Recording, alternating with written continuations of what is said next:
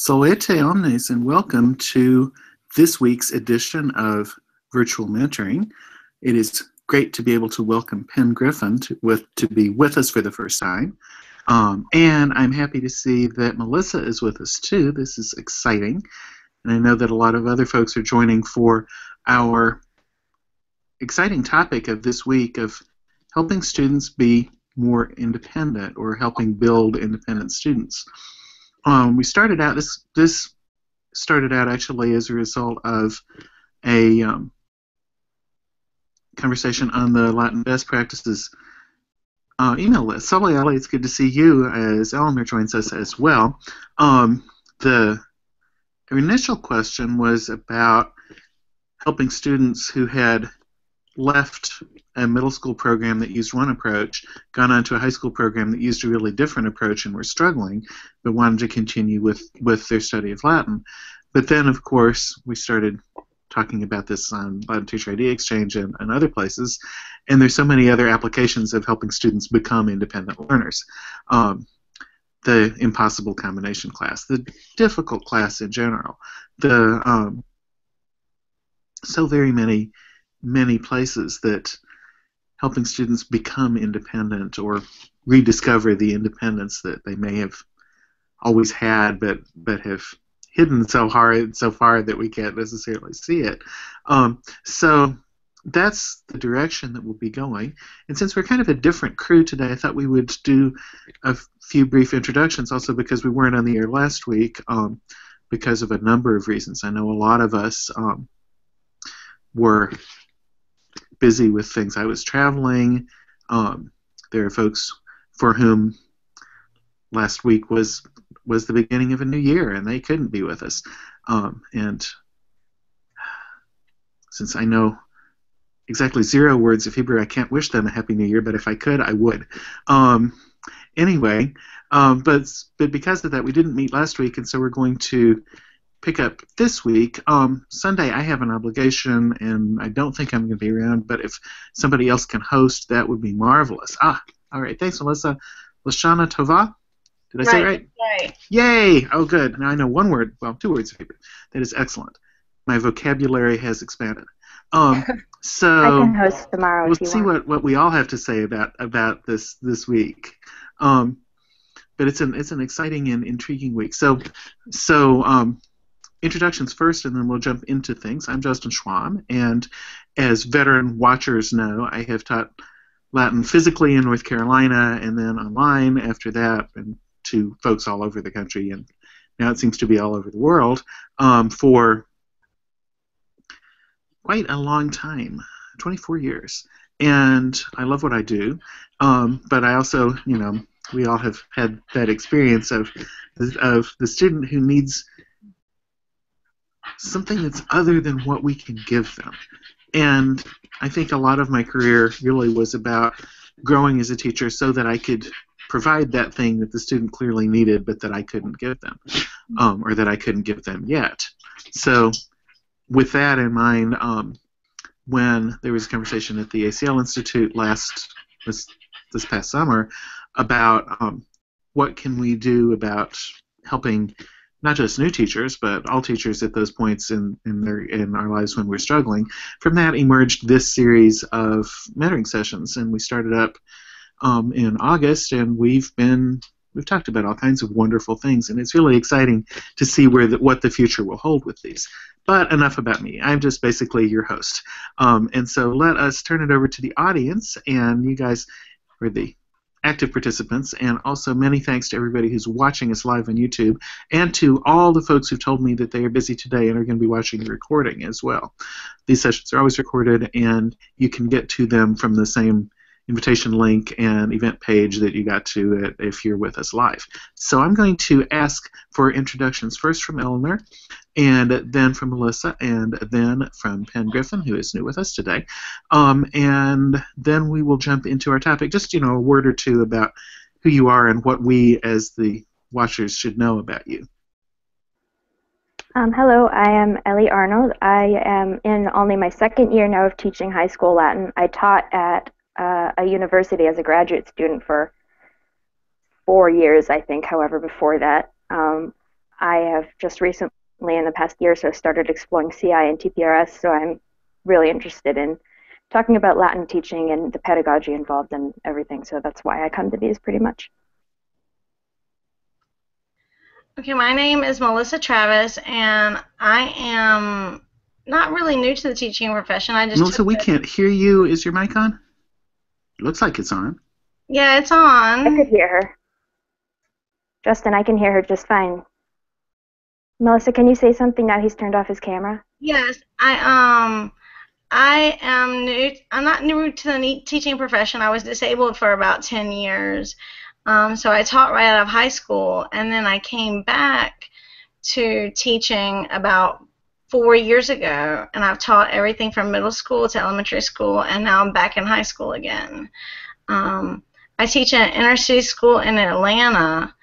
I teach at two, a middle school and a high school, and we use the Cambridge Latin course. So I am delving into a lot of problems this year using not the book, but the pacing of the book, and dealing with students who have not been completely prepared for the next level of Latin. And that's really why I'm here. I've been very frustrated this year. I think the kids know my enthusiasm and know that I want to teach them. And I sincerely hope that they learn something from me this year. I know that they will if they will open up their minds and their ears and their hearts. That's why I'm here, is trying to figure out how to reach every one of them. Yay! And I am so sorry, Melissa. I had some kind of a weird audio issue, but I am back. Thank you so much. So, Penn, let me turn it over to you for a brief introduction, unless you've already done that and I didn't hear, in which case I'll listen to the recording later. No, I haven't introduced myself yet. My name is Leanne Hansen. I'm a first-year high school Latin teacher. I have taught at the 5th grade Latin class before, but I'm mostly looking at this as far as I have a mixed class of level 3 and level 5 students, and how to cater so that I'm not bringing the level 3 student or the level 5 student down to the level 3. Really just balancing the curriculum that way. Right. That's why I'm here. And we are glad that everybody is here. This is such an interesting, diverse group. And I think that one of the things, it always happens that it's an interesting, diverse group, and it always happens that people are able to share really great ideas with each other. So for you, it's the Latin 3 and 5 group, and I also have a combined group of 3s and 5s whom I work with remotely. It's an interesting combination, because in some ways it's better than other combinations, just when you think about where they are in terms of proficiency. I think the most challenging combination for me personally is a Latin 2 and 3 group. It's also really common. I mean, how often does that happen? All the time.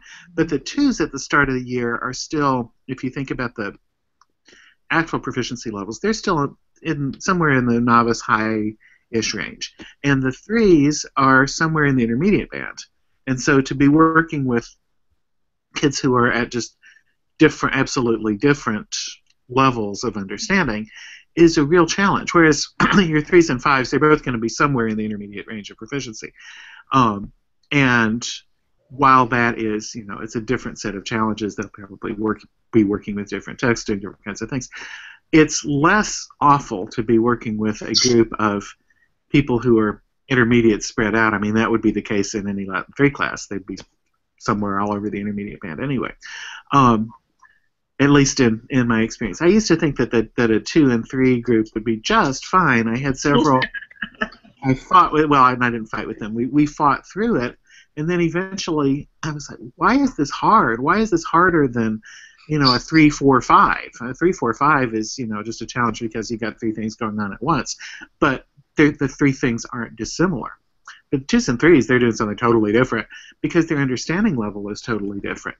Mm-hmm. And once I realized that, once I discovered the actual scale, or learned how to apply that to what we were doing, then all of a sudden that made sense to me, or it made more sense than it had before. But of course, we all know that in small programs and growing programs, Latin 2 and 3 combined groups are just, they happen. So let's see. Should we talk about those combined groups, or should we talk about that other issue of the sort of student of learned helplessness who makes you just so angry that you want to spit? Because that's also a nice issue. I mean, we should talk about both of them, but which? Right. I think we should address Allie's question first, because I think more of us have suggestions for that and ways to deal with that. I think we can tackle her problems right away, because those are easier than tackling the problems that like I have right now. So maybe we could focus on her and her issue and try to give her some ideas on how to go about getting at least her lesson plans done and her planning figured out, so that we can figure out how the behavior and how to keep them engaged later. Right. I think that makes a lot of sense, because there are, once you've got the, I mean, they're connected, but you got to start somewhere, and the management place is a logical place to start. So let's see. Ellie, for the record, I mean, you did a great job of presenting it the first time, but could you put into like a sentence for those who are just joining us, because I think we have some additional viewers. What's our issue on the table? Wait, are you talking about the thing I was complaining about my kids not knowing how to use computers? Yeah. Okay. Yeah, I was like, who's Allie? Who are we talking about? Oh, it's me. Sorry. I'm sorry. It's my fault. No, it's not. I hear all words that have a double L in them and a vowel in the front. I just assume they're my name, so I've stopped listening to them. Anyway, yes, I no longer respond to my own name. What was I going to say? So the issue was just the student who, and I have lots of these who, yeah, okay, I have a fair number of these, but they have different attitudes about it. The learned helplessness idea, the kid who doesn't know how, and doesn't want to, but I don't think they understand that it's an option. They don't know how to look at what's in front of them and get information out of it and use it to solve their problem. And that's a very basic problem that I think we see a lot of just as teachers in whatever subject you are. And in the case in question, I was getting them signed up for Google Classroom and things, and I would say, click on the link in the email, and they would say, what link? I'm like, there's a link right there, and you have to point to it to them, and that kind of thing. In terms of Latin, it's more often, like on Thursday, I had my kids read, I had them do sustained silent reading for 5 to 10 minutes. Just said, take this Lingua Latina per se illustrata book, try and read the first couple pages by yourself, get as far as you can, no pressure, doesn't matter. And most of them did it and were like, wow, this is actually really easy. I didn't think I could do it, but I can. Mm-hmm. But then there's the kids who are either they're plenty smart at reading and stuff, but they just you have to kind of get them started. And then there are the kids who think they're dumb and can't do anything.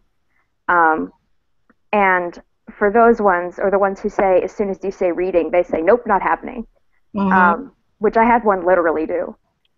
I'm like, you could do this. But so what I was doing for them is I was sort of pointing to the words I would sit next to them, and like if the sentence was Roma in Italia est, I would point at Roma and say, what do you think Roma is? And they'd say Rome.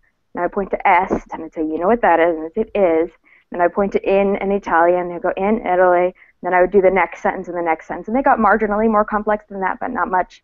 And just getting them started on doing the task like that seemed to work, but I definitely need I need some tips on getting them to start figuring out what their own blocks are and coming to me for help. Because I have another kid who asked me if he should drop the class because he didn't understand anything, and I'm like, no, you just missed a lot of vocab because you slept a lot last week in class.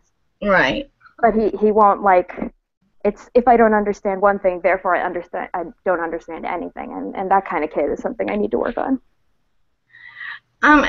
Ellie, I think that's a problem that all of it. Well, I know at least I'm having. I actually got reprimanded 2 weeks ago by my department chair because a girl would not read Caecilius in horto est.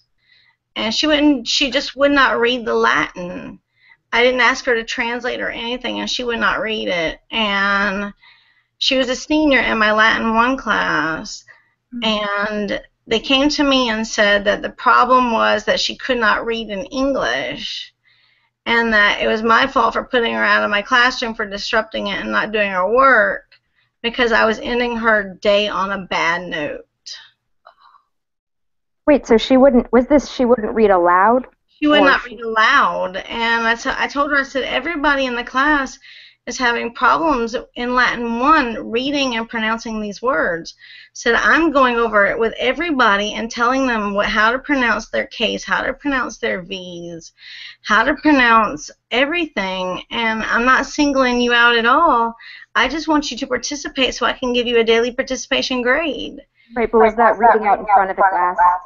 It was reading at her desk out loud. No, I mean, was she reading aloud such that other kids had to listen to her read? Yeah, she was. Yeah, some kids, that's just never going to be a go. That's not going to be a go, but the second time she did it fine. Yeah. But I think it was she had to see first that other kids were getting help as well. Yeah. And once she saw that I was correcting everybody and not just her, it made her a little bit more comfortable. Now, she's still one of those that I have to hold her hands. Like, she skips my class all the time. I've only seen her 3 times this year. And that's when administrators are walking her back to my class for skipping. And she expects me to give her all of her projects and all of her work when she's missing. And I tell her to look on the computer to find out what she's missing or ask her friends or get notes or whatever, because in college they're not going to hold your hand and ask you to come get the assignment when you're absent. They're not going to do that in high school, so why should I do that for her? I mean, I understand what you're saying. I'm having the same issue because they want you to hold their hand through every little step. And in my case, if I had broken it down into slang, maybe they would have translated it. And I hate to say that, but that's really to the point where they are. But I don't know if with your students, maybe showing them that you're actually helping every student individually a little bit, or going by and saying, oh, that's a good job, or that's nice hearing you reading. Maybe they'll feel a little bit more comfortable to take that step themselves. Yeah, they do, and I'm working on it. But I think one thing that's really important, I can hear myself. Do you mind muting me? You can hear. Yeah, we can hear you. There we go. No, I can hear myself on yours. Oh, I'm sorry. That's okay. It's just echoing weird. Right. So one thing that I work in a school, and as you do, with a very poor population and a lot of kids who are in some way learning disabled or dealing with other emotional issues that make it very hard for them to confront difficult work. So one thing that I try to do for them is when I am helping them individually like that, I try and model what I want them to do. So not just, like I said, like pointing with the fingers, showing them here's how I'm going from this word to another, and also that forces their eyes to follow you, whereas their ears may still not be listening. And as much as you can do to sort of model it, make it about this is how we can be reading rather than you have to read like me. And I'm sure that's not what you mean to do, but they're teenagers and everything is an attack, basically. That's, I don't know, I guess if you can, I try not to make anyone read out in front of the class or say something out loud in front of the class, especially once I get to know them. And if I know that they're the nervous or the shy type, I'm not going to call on them because it's not worth upsetting them for them to read something aloud when I could have another kid read it aloud just as well. Because I want them to be comfortable in my room. I want them to not feel stressed. So you have to do something, even with the learned helplessness ones where you're kind of like, all right, you do know how to do this. I did literally have a girl, I had her reading something in English, And I said, all right, you just have to read the paragraph. And she said, I can't do that. And I was like, it's English, and you're just reading it silently. She told me literally she could not read English when she demonstrably could. Right. But it's not that they can't, it's that they are stressing out about it. So I think for my kids, what I need to work on is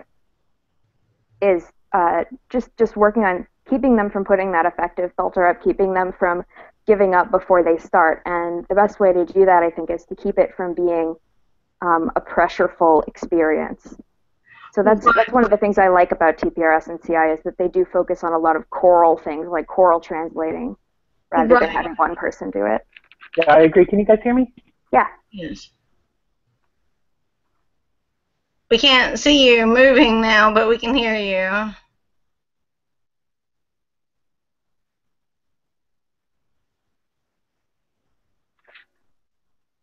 You still there? Justin, still there? I guess he went to sleep. Oh well. Okay. Ellie, are you using the CLC? No, because I hate that book. Right, I didn't like it either. I don't really care very much for it, but I know that they did training on the language lab for me this summer. I mean, just this past week. And I'd never been trained on the language lab before because I thought this is Latin, we don't need a language lab. And they showed a lot of different things that you can use with the language lab in different textbooks and different group activities and different ways that you can actually listen in on the students and they don't know that you're listening in on them. That might be something that you might want to look into, because then you can hear them actually reading or pronouncing things and they don't know that you're listening to them. You can also go in and put them in groups and they actually have to talk with the groups that they don't know who they're talking with, so they have to stay on task. Because we don't have a language lab. You don't have a language lab at all? We have some computers. I have some headsets that are for cassette players. I don't know if they work or not. And I might try that in the future. But for right now, I feel like I'm doing an okay job getting them to try speaking in class as much as I need them to. I'm more concerned about when I present them with something to read, training them to even just to ask for help rather than just giving up.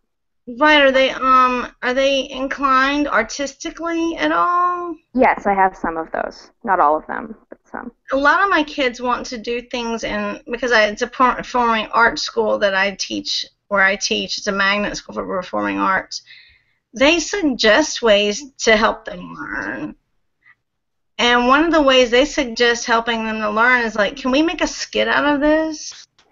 And that way they're actually taking the information and putting it on themselves and trying to come up with an idea of how to express it to other students themselves. Yeah, I mean, I am doing a lot of multiple modes of learning and things. Honestly, I was posting to complain about how they would claim not to be able to use their phones at all.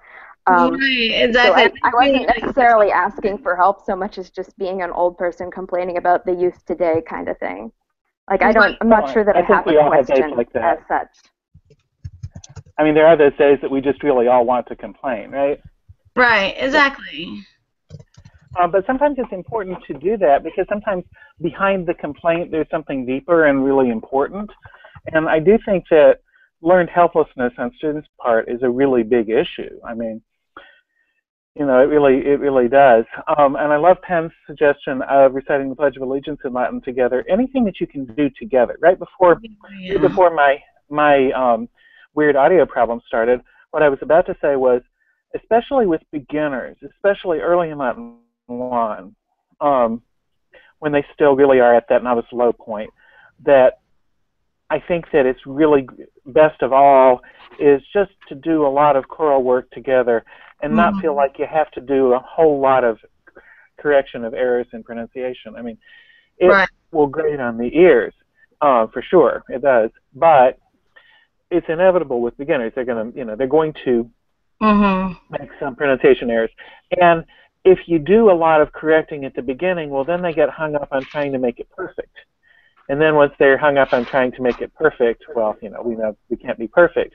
So then, so then all of their kind of learned school behavior starts in, and they're thinking, well, there are those kids who would rather get a 0 for not doing a thing than an 80 for doing it pretty well, because their perfectionist standard is such that I don't understand this, but I've known a lot, I've worked with a lot of kids who they really feel like if it can't be perfect, they'd rather have the 0 that means they didn't even try, rather than some other number that means that they're less than perfect. And there's a really good book by, what is her name? I'm going to look her up for just a second while I'm talking. I think her name is, okay, yep, Linda Albert. And the book is called Cooperative Discipline. I'm going to put a link, the Amazon link, in the chat, although then you guys can see it, but our YouTube folks can't. But I'll put a link over there on the, I'll put that link over on the page where I put such links. But it's an amazing book. It's been out of print for a little while, but you can still get it. She talks about 4 causes of student misbehavior, and the one that really stuck out to me when I first read this, probably in 1995 or so, was she talks about a thing that she calls avoidance of failure. And what she means is the kid is that kid who would rather just not do the thing at all than do the thing and think it's going to be less than perfect, because they've got that kind of fixed mindset approach to, I'm never going to get a belief that the false belief that they're never going to get any better, or that they're going to look bad, or that people will hate them, or people will make fun of them, or whatever it is. And so anything that we can do, I think, especially with beginners, especially with Latin 1 kids, to reduce that feeling is huge. And if it's as simple a thing as we just say everything together until people start volunteering, and then maybe it's not until the start of the second 9 weeks of school, if you're on a 9-week grading period, that you start having kids read it individually. I mean, of course, they can volunteer before then, but one of the things that I noticed when I started doing that was that there was all this tension that went out of the room. And the tension continued to disappear from virtual rooms, even so, to the point that I would have kids volunteering, knowing that it was okay. So that was one little way to deal with the learned helplessness issue. And I think, particularly, Melissa, thinking about your senior, who's probably not had a whole lot of success in the rest of her academic career if she's a senior in Latin 1, because, I mean, and evidently since she skips her class all the time, that, there's that too. I'm guessing also that she probably doesn't have a whole lot of success during the day, and she just, because if you've had a lot of success during the day, you're not likely to skip your class at the end of the day. Exactly. But if you haven't had much success during the day, and then you're thinking, oh, I'm going to go and have my pronunciation corrected by mean, then of course you build up, because you're a teenager, and you build up all this drama, and so then we can see where it's going to end. But then, so the way around that is, and it sounds like you've already done this, because she's seen that she's not being said aloud. She's not, that you're helping and correcting everybody, and you're correcting them not because you're mean, but because you want them to improve. And that, getting that message across is huge too, because at some point, obviously, you do correct the pronunciation, even if it's just that you model it for them correctly. Right. And at some point, because at some point that is going to happen, and at some point they're going to start improving. Whether those two things are connected is, there's all that crazy different research about error correction that I have tried to read, and it hurts my head. I can't. Yeah, when I speak about having them read in class, mine is literally those little cartoons at the Cambridge Latin course, and they would each read one block of the cartoon per chapter. That's all I make them read out loud. I don't make them. I think that's out. And that's because they use the reading method in Cambridge. Right. And so I was trying to teach them that method of learning Latin, because it is different than the translation method. Mm-hmm. And I wanted them to see, okay, well, this word, you can tell it always has an M on it at the end. So if it's an M, then it's accusative, and it makes that M sound, then it's, you know, it's an accusative, because nothing else is really going to have it if it's a noun. Right. So that certainly makes sense for them to say things. I guess what I'm saying is, back when I used Cambridge, we read everything out loud together.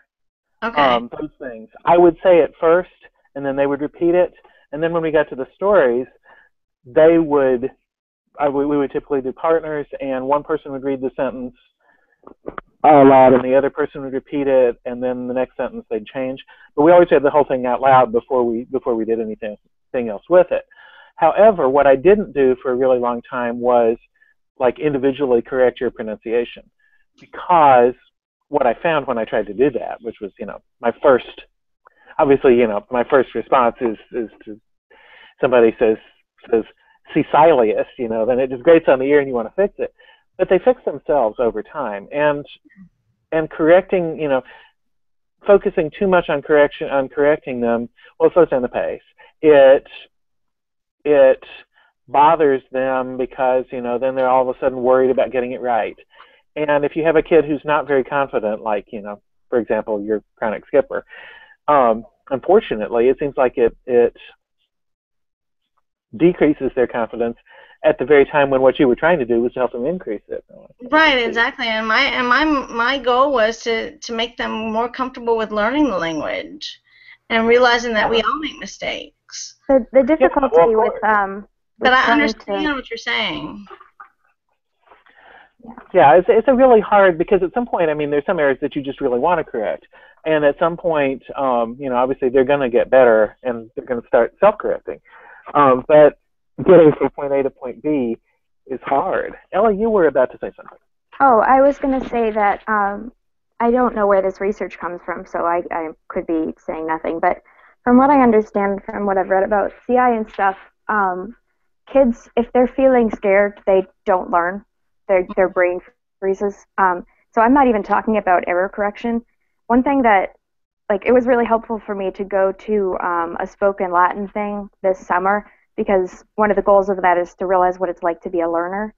And one thing that I'm trying to be aware of as I teach is that, sure, to me, Latin looks like words, but to those kids, sometimes it might as well be Chinese.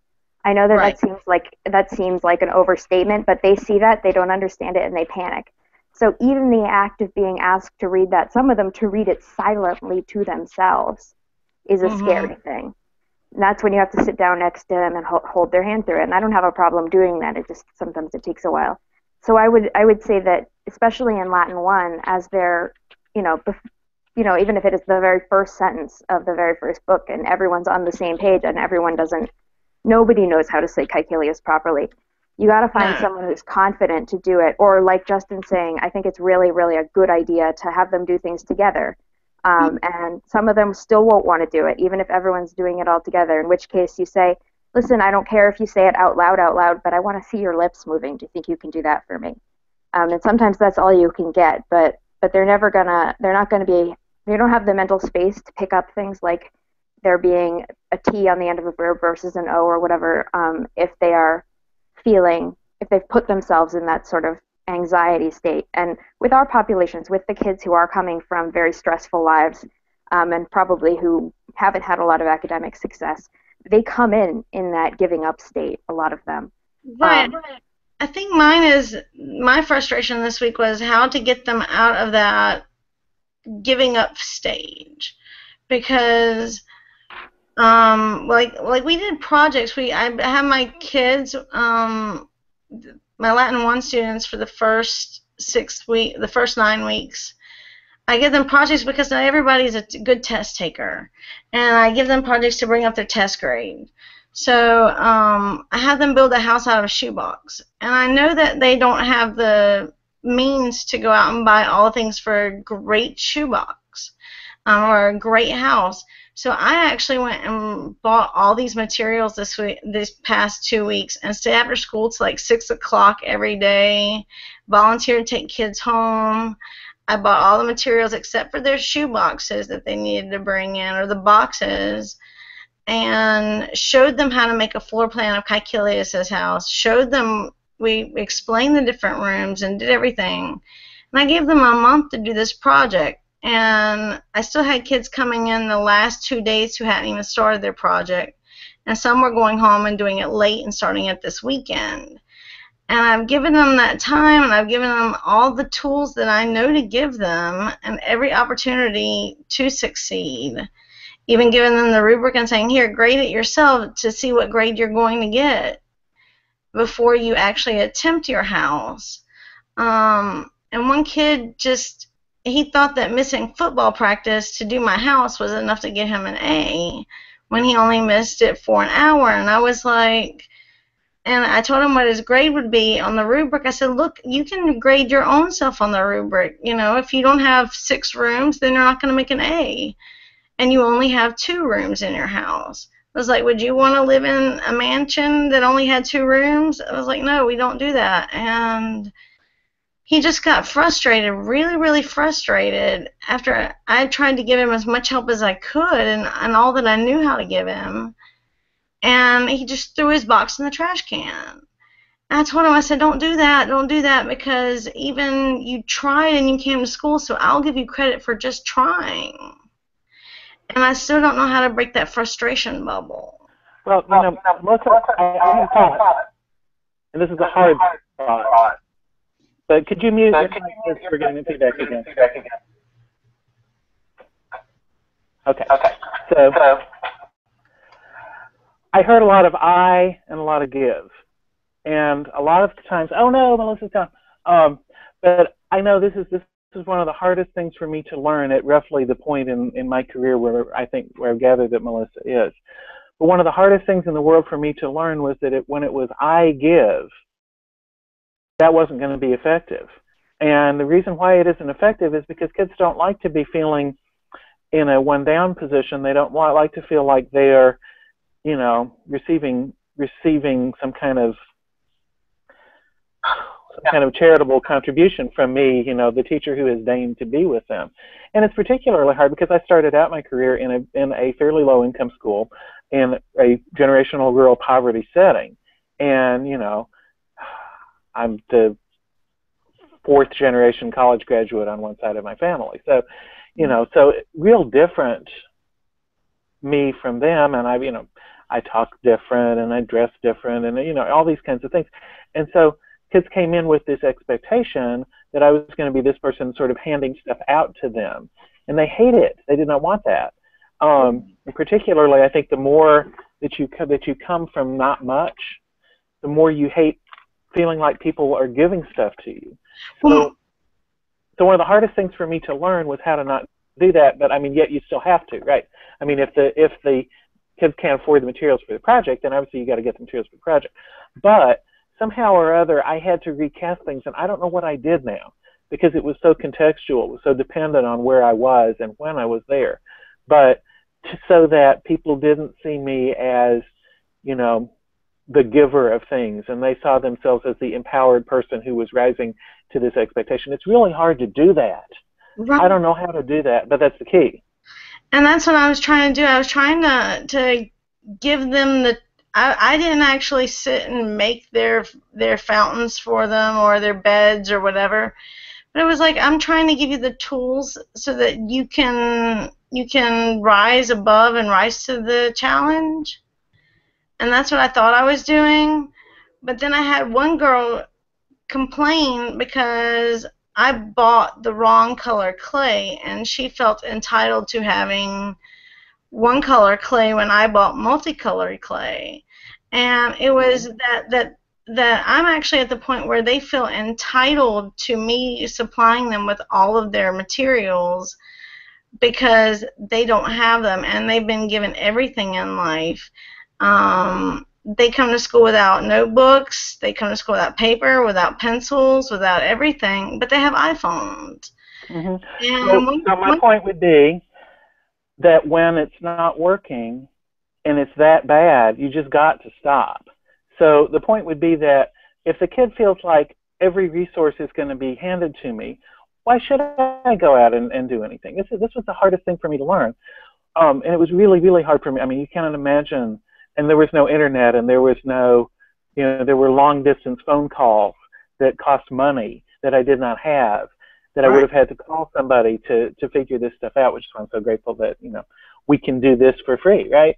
But the hardest thing for me to learn was I had to stop treating kids who had come from disadvantaged backgrounds as if they were somehow less.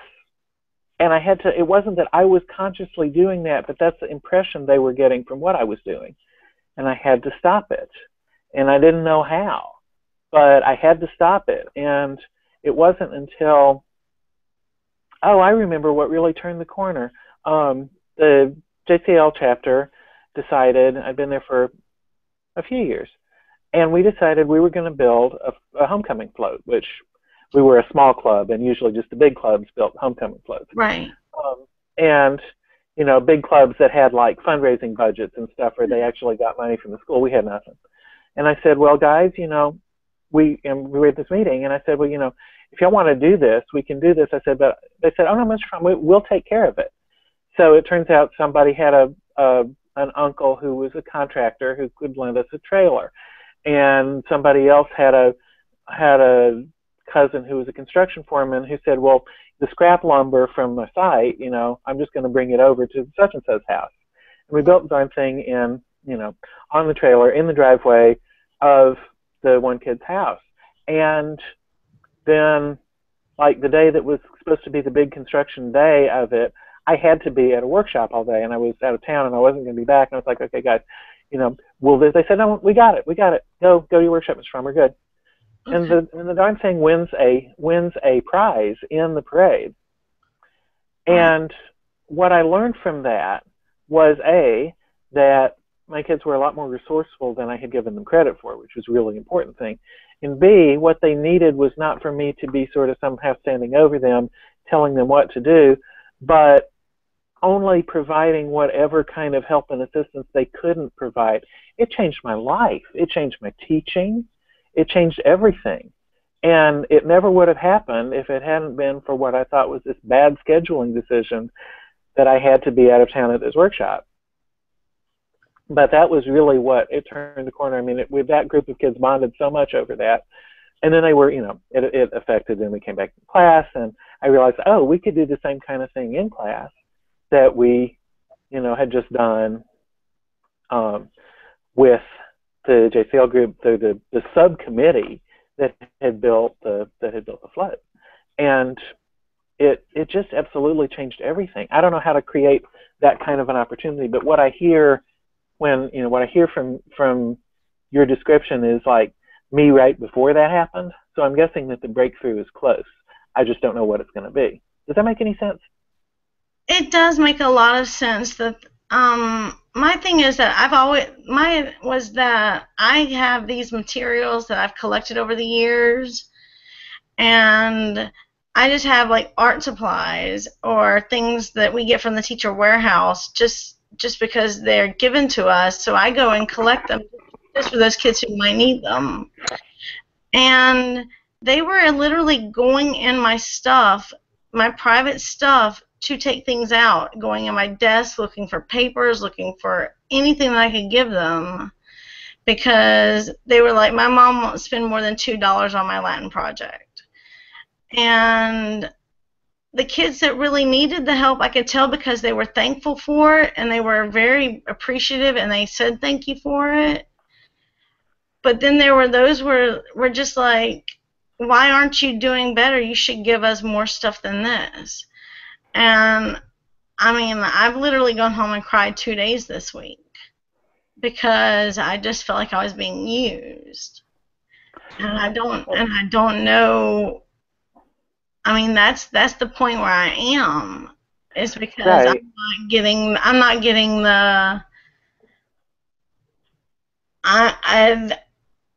They're not being independent. They're not trying to do any of the material on their own, and they're expecting me to give them this material. Mm-hmm. Oh, and I understand that frustration. I think in the interest of time, as I'm looking at at stuff, because I don't think we can solve this one today. I think No, I don't think we can. I think we can come back to it next week, though, and I think that this topic, this general topic of encouraging independence, is huge.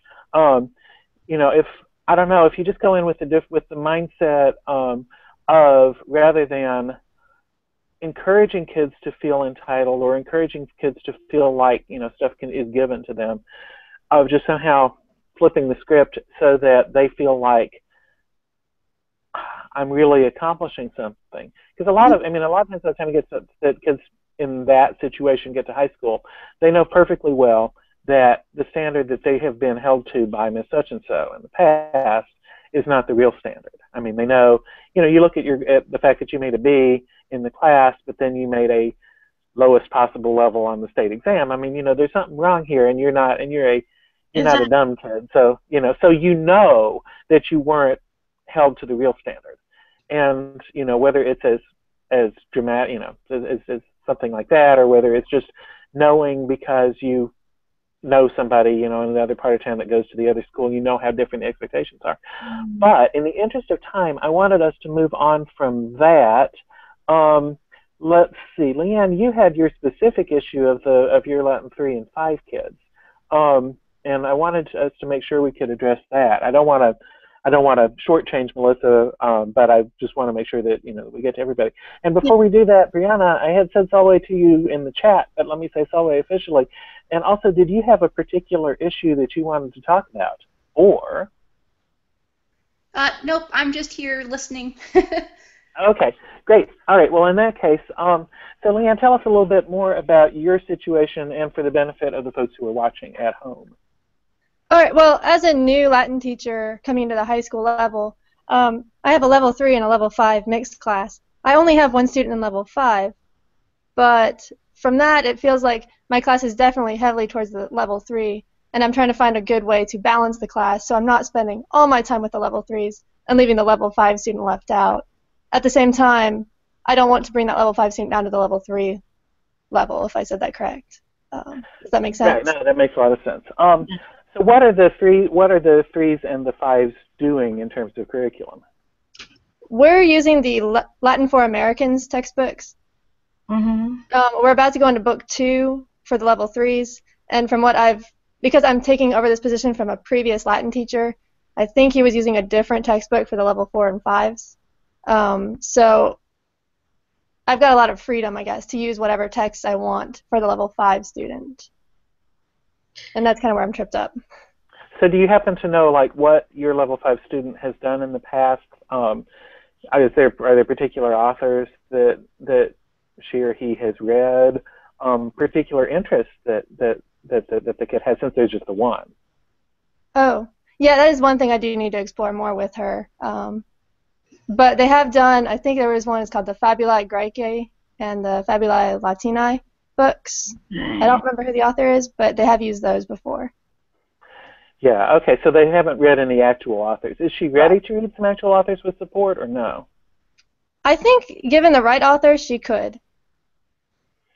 Because what I was thinking is, if you have an area that she's really interested in, then, you know, finding some accessible texts that are related either directly or indirectly to that topic, and having her read those and then make something. In fact, if she made something and then, you know, instead of a test, the assessment was that she presented that to the 3s at whatever time worked for you.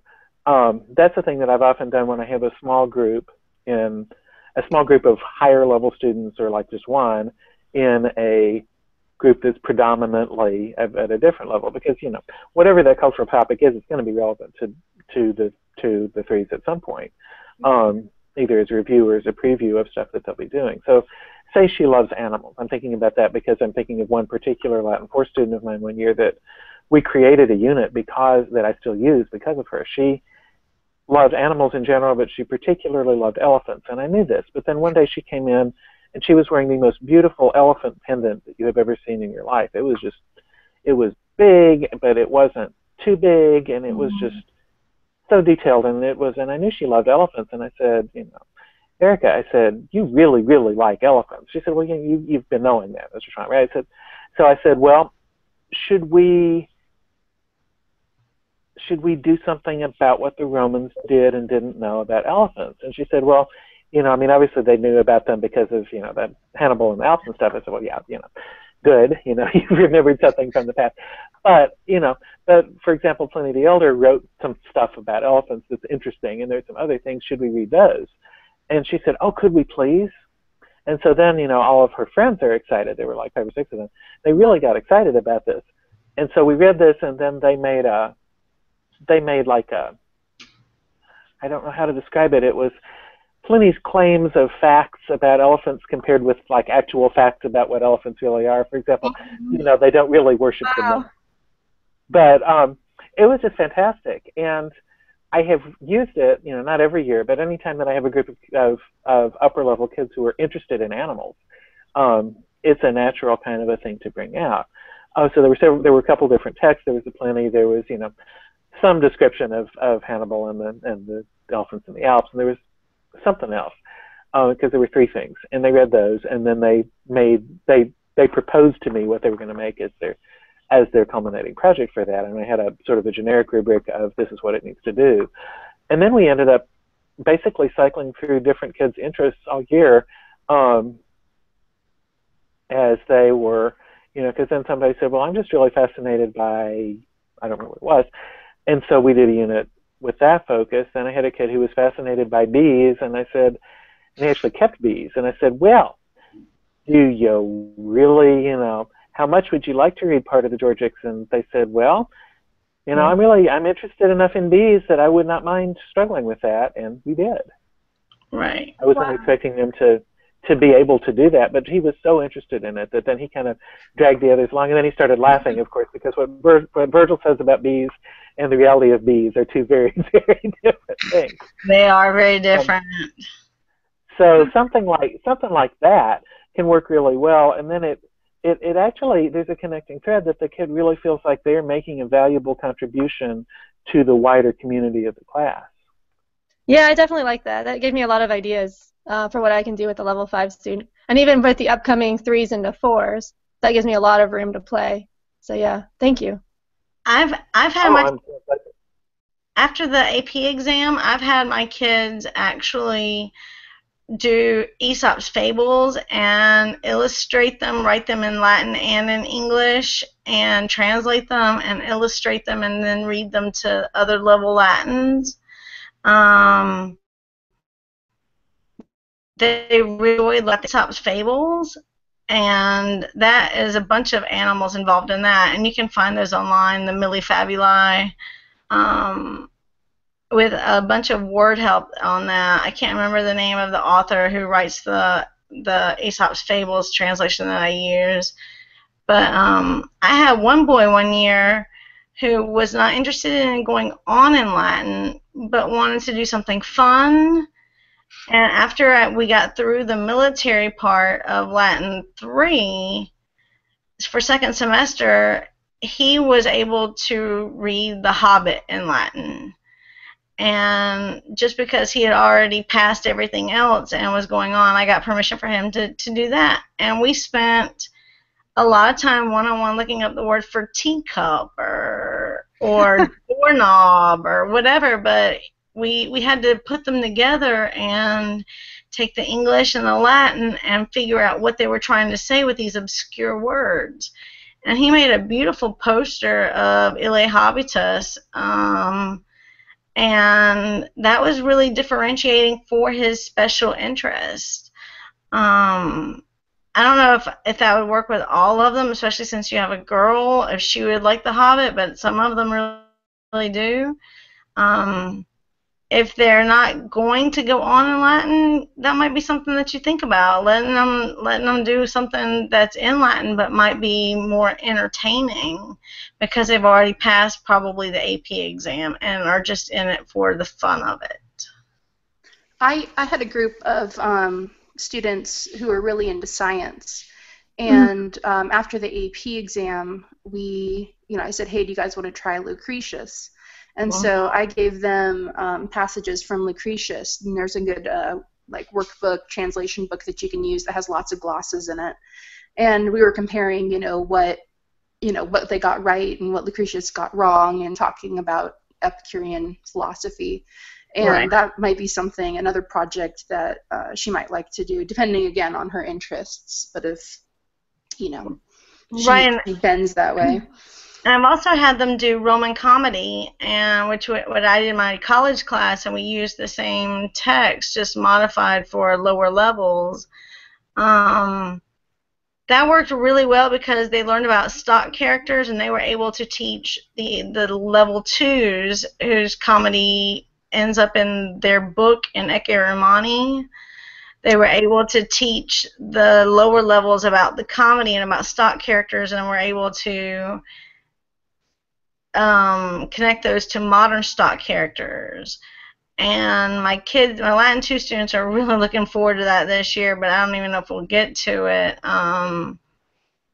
But that's another one of, I wouldn't suggest using some of the bawdier ones, but Roman comedy is something very interesting that a lot of them would do. I did a lot of Cicero, so not many people like Cicero. He's very dry. I think I did the Catalan conspiracies one year. That was a lot of fun. Yeah, the Catalans are very fun, and there's a comic online that you can look up that on YouTube. It's very funny. Oh, okay. Could you send me that link for that? Yeah, I'll look up that, and the Catalan song, I think, is what it's called on YouTube. That would be great. Yeah, Roman comedy is good too. So I had a group one year who were interested in science, and they were sort of interested in like astronomy and stuff, and so we read the Somnium Scipionis, and they really enjoyed that. I mean, I love Cicero, but it's one of the more accessible pieces of Cicero that you'll find, Right. because it's not. I guess the letters, once you get used to the vocabulary, are fairly accessible. But they really loved it, and they made some beautiful projects. There was a video that I wish I still had a copy of. There was a model of the universe as it's described in there, with the spheres and stuff. That was really excellent. see, that is interesting because I do have a lot of science interest in my classes. Definitely science, a little bit of art, but a lot of math. So yeah, definitely. Yeah, so anything like that you can do that really feeds into their interests, because there's no law that says we have to use this textbook in this order. Right. I mean, there may be well, at the end of the year we've got to take this common exam, which presumes that we know this set of vocabulary, but that's a different thing. If you have, and some places have more curricular freedom than others, but if you do have that, then by all means, bringing in their interests as much as you can. I know that Melissa, with however frequently it is they give those common exams, that you're much more constrained than that. But Leanne, that with your situation, where you really do have the freedom, by all means, I would say go for it, and find out what they're interested in, and even if it's, well, we have to do this concept this week, that still doesn't that doesn't necessarily mean we can't relate it to students' interests, because of course we can. I mean, there's always a way. It's not always easy, but there's always there's always a way if you can find it. Well, it's kind of exciting, because I do think that there are some common threads that I'm hearing in what initially I was a little scared to propose this topic, because I thought, I don't know where it's going to go. And usually I'm kind of a controlling person, and so I kind of want to know where things are going to go. But I thought, no, this is really important. Yes. Oh, thank you, Melissa. That is excellent. I'm gonna pull that link out. Because what I'm going to do later is I am going to I have yes, that is one of the best things ever. That's what it is. So I'm going to put all those links on the Facebook thread that's about this, so that everybody can see them. Just because I think that I think that's probably the best way to collect them, because apparently people who aren't in the Hangout can't see the chat. But the common threads that I'm hearing, which are kind of exciting to me, is appealing to student interest, really making them feel part of something, and then building on their strengths rather than focusing on, and it's understandable as teachers, we do focus on our students' weaknesses, because we know we've got to help them improve in those areas. But I think sometimes when we do that, at least I know in my, I can point at myself and say that if I just get relentlessly focused on students' weaknesses and I forget about their strengths, then that tends to lead to some unhealthy behaviors on my part, and then that leads to an unhealthy response from theirs, and it leads to an unhealthy kind of a class climate. So if I can somehow switch things up and focus on the strengths instead, it really, I don't know why, you still end up working on the weaknesses, but yet you do so from a different, it's like a totally different paradigm, and it really helps. And I don't know why it helps so much, but it does. Are there other things related to this general theme of helping students become independent that we should talk about, or should we end in a little bit and pick back up at the same time tomorrow? Ellie, you had said you could host, because I can't. Sorry, I was muted. Yes, I can do that. I can do that. I think you need to show me how to make it public and stuff, and it might be helpful if you be an admin or something in the Google group. Yeah, I can do that. That's no problem. Okay, I will use my powers for good, I promise. Use your power for good, because either Brianna or I can make you an admin, but we can, what the Lord giveth, the Lord can also take away, right? Okay. So, but we know that you will not use your power for ill. But we can definitely do that. Yeah, when you create a Hangout, when you just go in to the Hangouts on Air thing and you create it, and it asks who it's for, you can select public as well as notifying other people. And so I'll send you a screenshot of what that looks like. Okay, thank you. And so we can do that. Is there anything else that we ought to talk about today, then? I've got a question about performance-based assessments. Mm-hmm. How do you actually grade those? I know that in spoken languages they talk about, they listen to in the language lab about how students are speaking and how they're responding to a specific topic. Do you mean proficiency-based grading? Ma'am? Do you mean proficiency-based grading? Well, they call it performance-based grading because we have to actually have performance. They consider it performance pieces because they have to respond on the fly. Oh, okay. So I don't know anything about that. So I'm expected to do this, and I don't know how to do it, and I don't know a topic and let them write on it in Latin and try to compose in Latin, or if I'm just supposed to see if they can translate the right way, or what. I would find out. I think we can help once we know what it is, but I would guess that somewhere in your district is some other Latin teacher who has struggled with this, and hopefully they, and I know that they're hard to get to, but if you could email them and just say, how do you all handle this requirement? And if we had an example to look at, then I bet that we could probably talk through it. I can think of a bunch of different ways to do it, but I don't know what your school and your district want. And so before I go diving in and saying, well, this is what I would do, I'd love to know what it is that they think they mean by it. Because then, once we know what they think they mean by it, then we can take it and make it so it works for you. Well, I guess it was more, my question was more about maybe at what level do we think that they can write in the target language? Oh, yeah, so your Latin 1s are going to be at that novice low to mid presentational writing point, which is, using familiar words and phrases to respond to whatever. They're not going to be writing whole sentences. They might be making lists. They might be making, but they're doing something that's appropriate for their level. I'm going to put my favorite thing, familiar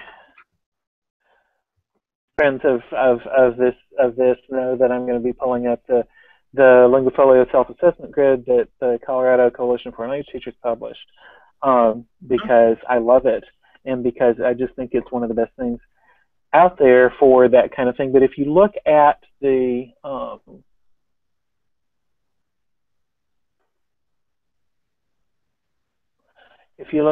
why is this doing this? Oh, I know why it's doing that. Probably because that's what I told it to do. Anyway, so if you look at that, where did I go with this thing? Well, anyway, sorry. Maybe I should reopen it. Maybe that would be a good idea rather than. Here we go. So anyway, if you look at that and you scroll on down to the actual thing and make it big enough to see, and you look at the presentational writing, which is the bottom, novice mid is what you're looking for. Basic information on familiar topics in lists and simple forms.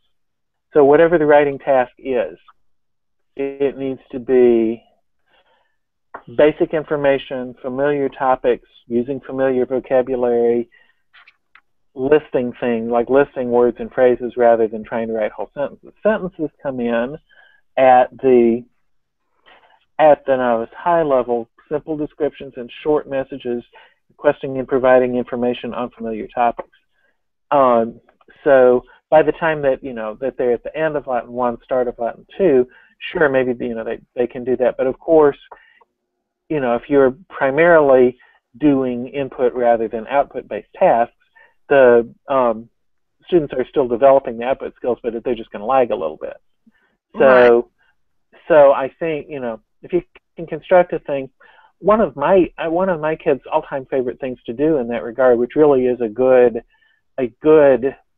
performance assessment of writing, is to have a picture. And it can be, a picture from the textbook. It could be like an illustration from one of the stories or whatever. And they just write as many words and phrases as they can that describe things that are happening in the picture. Okay, that's exactly what I thought was supposed to happen. I wasn't exactly sure how other teachers did it. Like if I give them a blueprint of a house or a picture of an atrium, they should be able to list the words in the atrium or some common words, right?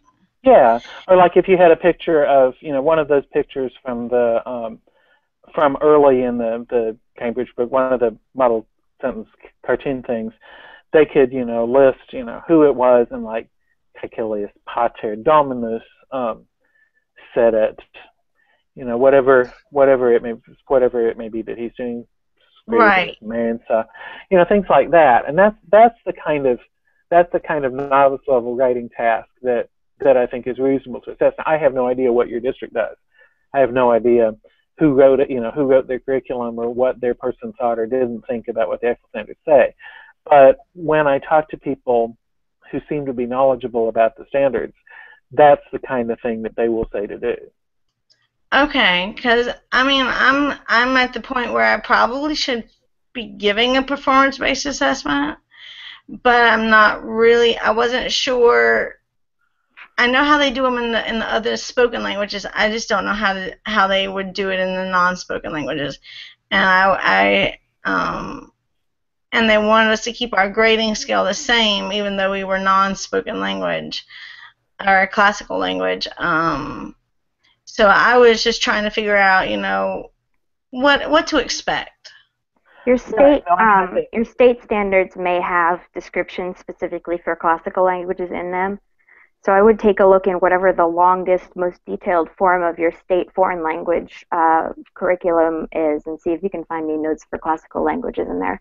They might have something, they might not, but it's worth a look. Okay. Yeah, I think that's a really good idea is to say, well, here's what the state standards say.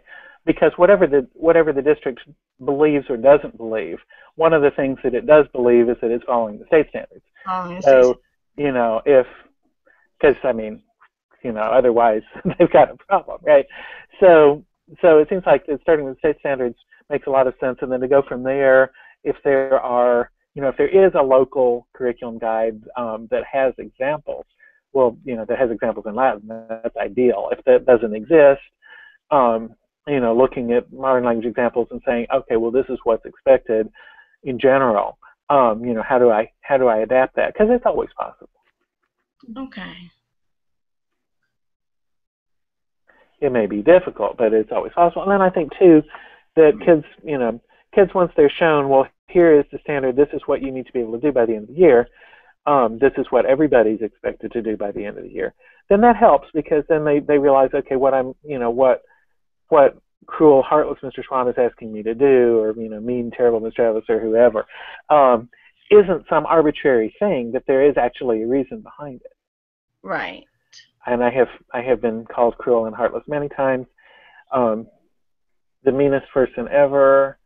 Let's see. Once I was told I wasn't even human. Yeah, I've gotten that before. And yet, I think that the person who told me I wasn't even human, I think she then, you know, several years later, once there was Facebook, found me and sent me a friend request and said, Mr. Schwab, you changed my life. Thank you. Here's a picture of me and my husband, my kids. I was like, okay.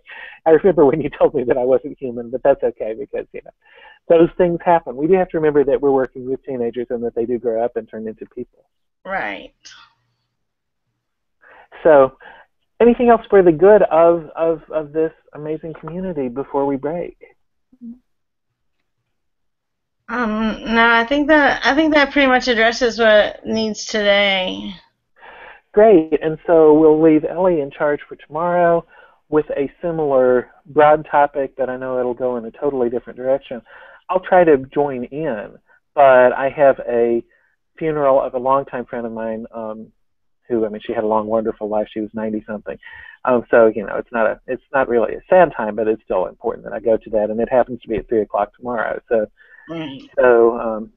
that's where I'll be. But if that's over it, you know, and y'all are still going, then I will certainly be joining with you. Otherwise, let me say again, thanks to everybody. Leanne, welcome to our group. You are now officially part of it, and that means you have to come back. I will be back. Great. And for everybody else, thank you so much for another wonderful session. I'm going to go ahead and say, Valete omnes, Valete sedanes, Valete amici et amicae, and we'll see each other soon. Okay.